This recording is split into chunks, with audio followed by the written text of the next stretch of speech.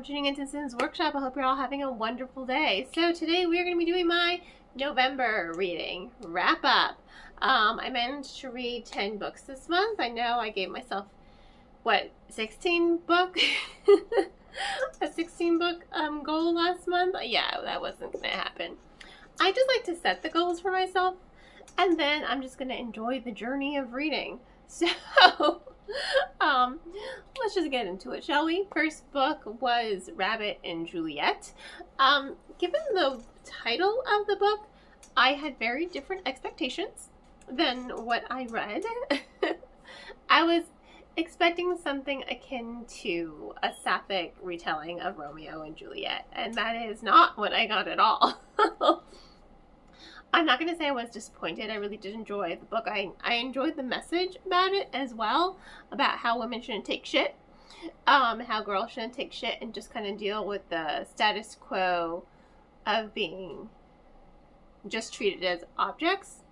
So I enjoyed the message. Juliet was unhinged though.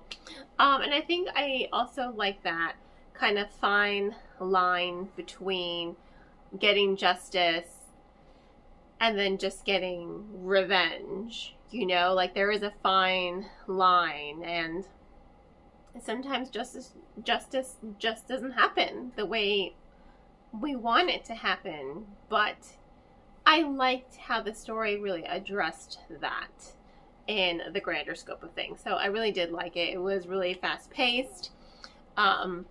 It just wasn't what I was expecting, even given the premise. After that, I read City of Spells by Alexandra Christo. This is the sequel to Into the Crooked Place. I'm so glad I finally got around to reading it. It was so well done. I love how it reminds me a little bit of Six of Crows in a way. You've got your misfit group of underlings who are rising to the occasion, although instead of doing heists, they're on a mission to, well, save the world, and it's really well done. I love the characterization. I love a lot of the plot twists. Some of them I didn't even see coming. And then some of them I was just like, as the story was building, I'm like, I think I know where this is going. And lo and behold, I was right.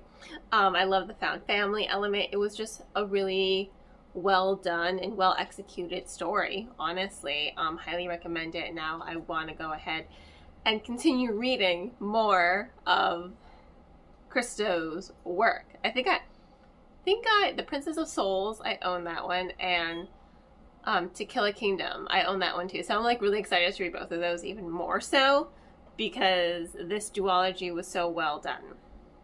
After that, I read book 3 of the Del Toro's Quest series, City of Rats. I'm reading this series to my son. I grew up reading these books, and you know what? They aged very, very well. Can someone please just make them into a limited series? That's all I'm begging you. I know there's already an anime, but the anime was not well received. I would love to see this actually brought to life, you know, as a miniseries. You know, you can do a three season, 4 if you want to split the first series into 2 seasons. But it could be a really great limited series, you know. Every episode could be a book, because the books they're tiny. Every episode could be a book. So yeah, you could do a limited series of the first season 1, 8 episodes. Season 2 could just be, it's only like a 4-book series. No, season 2, love how I'm guessing when I have them right on my shelf. Look, the idea is 3 seasons, give them to me. That's all I'm asking someone. They're so well done. It's very action-packed. And you know what? My son is really enjoying them, and he's 5, so they are really age appropriate. And it's so well done. After that, I read Lies We Conjure by Sarah Henning. I really need to read more of her books. First of all, you had me at Knives Out. I love Knives Out, and I love the Clue element to the story as well, because I love Clue. When people say judge someone by their Tim Curry reference, Clue is mine. Don't get me wrong. I love Rocky Horror Picture Show. But Clue's my favorite. I think it's so well done, this book. You have 2 sisters, Ruby and Ren. And, pardon me. And they've been hired by some wealthy old woman to impersonate her granddaughters for this event where she is mandated to bring her granddaughters. Now, they think it's a little weird, but they need the money for college. So they're like, okay, we'll do it. And then she disappears, and then their host dies. And what do they discover? Oh, this event that they've been invited to, everyone there is a witch with a specific form of magic. A witch. So now they have to figure out who murdered the hostess, who has cast a spell upon her death saying, hey, if I died by foul means, you're all trapped here until you solve my murder. So it's like, well, shit. Now we have to do this. It's really fast-paced. I love the romance that does develop between Ruby and Auden. I think it is really well done. And I like that the story is separated. You know, it's a dual POV. So it's split between these two characters, Auden and Ruby. I liked the non-magical viewpoint of viewing the magical world. I think it really gave a different insight into it. And it really was a solid story. Highly recommend. Ashes in the Star-Cursed King. Remember how I said in my last video I was putting it off because I knew it was going to take me a while? It took me a while. And that's not because it's bad. It's only because I have very limited me time to myself. You know, I have very little time in which to read to myself. That I can just kind of carve out without the kids saying, Mommy, Mommy. And I'm like, yes, kids. Usually just like my days off. And if I go into work 3 hours before my shift and carve out an hour just for reading. So that's why it took me so long. I'm a huge fan of Broadbent's as of this point. I will recommend her to everyone. I think she has really good storytelling skills. Her storytelling is phenomenal. It is engaging. It is addictive. Her pacing is on point. Her characterization, I mean, there's so much depth to these characters. And this is a romantasy.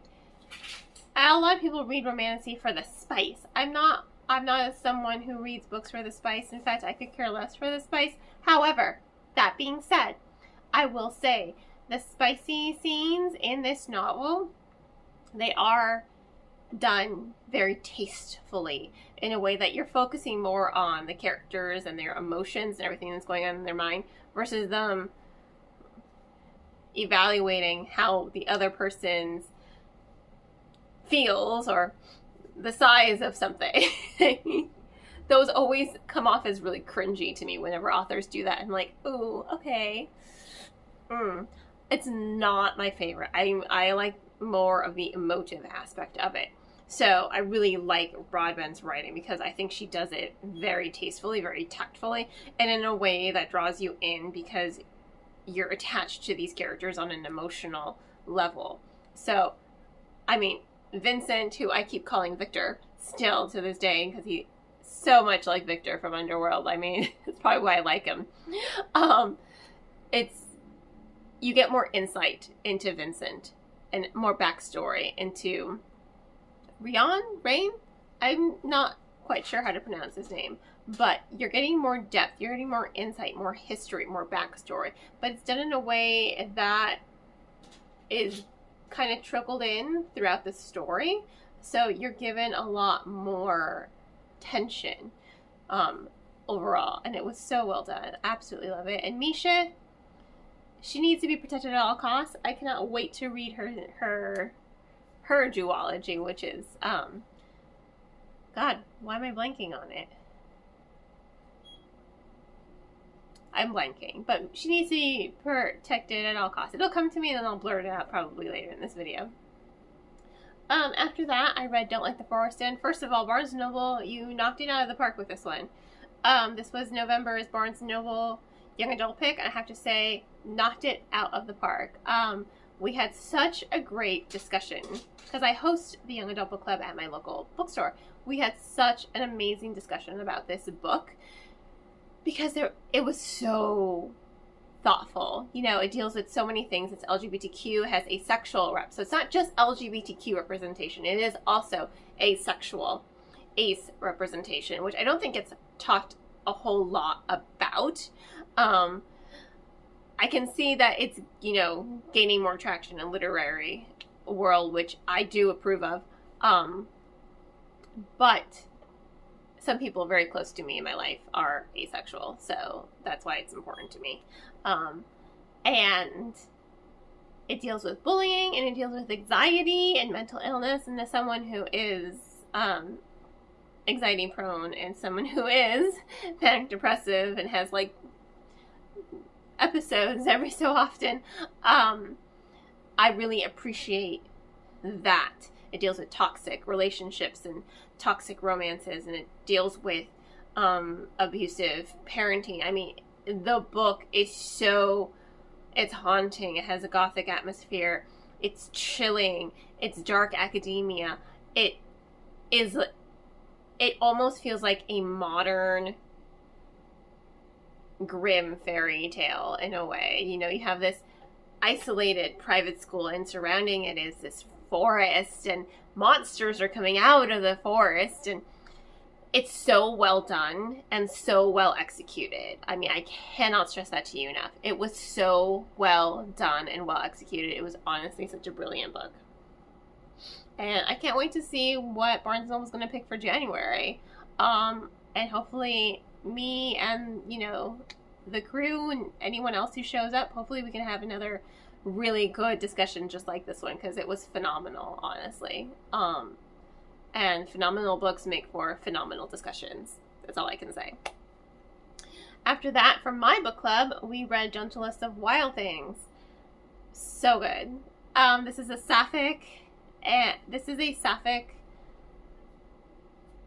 retelling of Psyche and Eros. And I have to say, even though some elements I did see coming, oh my god, I did not see it coming. The way the story unfurled did not go the way I expected it to go. And if you have seen my book club notes on any of the book club platforms, you will understand why. I don't really want to spoil it here, but oh my god, I love the characterization. I love the evolution of the characters and how they grew, especially Lamia. She's awesome. And I love the dynamic between Lamia and Irene? God, I knew how to pronounce her name too because I was listening to the audiobook. But it's so well done and executed, and it was, it didn't go the way I thought it was going to go, but I love that ending was satisfying. It was so satisfying to me. Gentlest of Wild Things. I need to read more of Sarah Underwood now. I think I have a copy of Songs of the Sea. Oh, God, her previous novel. I wish I had written it down. But I think I have a copy of that somewhere, a digital arc that was gifted to me that, no, I never got around to reading. Sorry. But now I'm going to. I have an addiction. I go on Edelweiss, I see, ooh, arcs. And then I just hit download. I'm a little cuckoo that way. But at least I know if they're in my e-library, I'll read them eventually. That's the idea. And if it's a book I really, really want, well, then I'm gonna just end up buying it anyway. Just like with this one. I actually had 2 copies because the publisher sent me a copy, and before I even knew the publisher was sending it to me, I went and I bought it off of Waterstones because it was gorgeous and I wanted it. And you know what? So happy I bought it because I do love this book. After that, I read Cursed by Marissa Meyer, who I still stand by. She is queen of fairy tale retellings. I love her fairy tale retellings. And this one, oh my god, Cerilda is amazing. I love her and Guild. I love their relationship, their whole dynamic. The way Cerilda has really just like come into her own. Like she's got a sharp tongue on her. She already was a storyteller, and I love the storytelling in this book. I love how whenever Cerilda's telling a story, yeah, the font changes, but I'm just like, I'm there. Like, I am in that story, and it's beautiful, and it's wonderful. And I'm like, oh yeah, I'm reading a story within a book. Marissa Meyer just has such a powerful way of telling stories and telling fairy tales. And the way this concludes your Rumpelstiltskin retelling was brilliant. It was so well done. It was absolutely brilliant. Some of those plot twists, I did not see this coming. The way the story unfolded, I was just like, what? Like my jaw was half the time. It was so well done, so well executed. It kept me on my toes. It kept me at the edge of my seat. I love Marissa Mayer so much, and this book was, I couldn't put this book down, to the point where when I would have to put it down, like for like riding the bus, I went and I got the audiobook, so that way I didn't have to stop reading it. I'd be like, oh damn, the bus is here, audiobook, listening on my bus ride, lunch break, read, doing dishes, doing laundry, audiobook. Like, I didn't want to put it down. I was going back and forth, and it was so well done. And I was just like, oh, I couldn't finish it fast enough because I wanted to finish it, but I also didn't want to finish it because I was like, oh, I don't see where the story's going. But it was so well done and well executed. I absolutely loved it. After that, I read Downworld. Okay, I really should have read this book first. I should have read it before Yesterworld. I think mainly because the way Marina talks about Kiernan, yeah, that's how you say it, I think. The way she talks about him in the second book, you think they had like this great love story in the first book. So that's what I was expecting when I was reading this book. I'm like, oh yeah, I can't wait to see their great love story. There was no real great love story. Her and Adam have a much better love story. I can't wait to read book 3 just for that. But I was expecting like some greater love story between the two of them, and I didn't really get that. I love the sci-fi element. I love how it kept me on my toes. I love how it wasn't predictable at all.